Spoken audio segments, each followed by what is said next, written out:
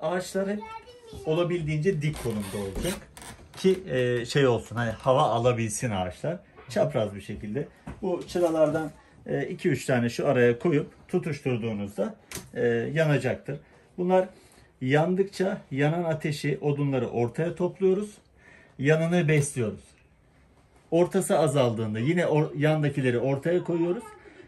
Yanını besliyoruz ki sürekli şey olsun, besleme devam etsin. Tabii ki bu sabah kalktığınızda kül olabilir. Ve hayatımda ilk defa şömine yaktım. Gerçekten mi? Evet. Ben hiç yapmadım.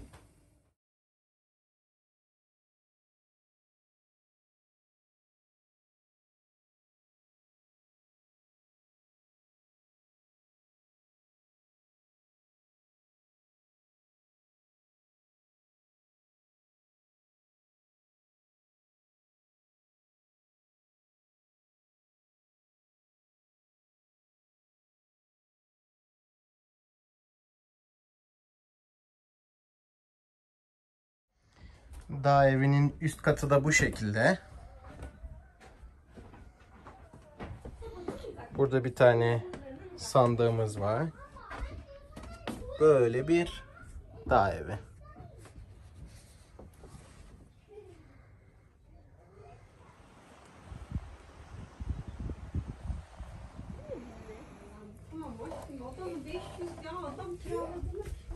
Bu kar değil mi? Ya. Anne şunları birlikte yapabilir miyiz? İsim veriyor musun bir isteğine? Evet, ezin de şunları giyeceksin sen.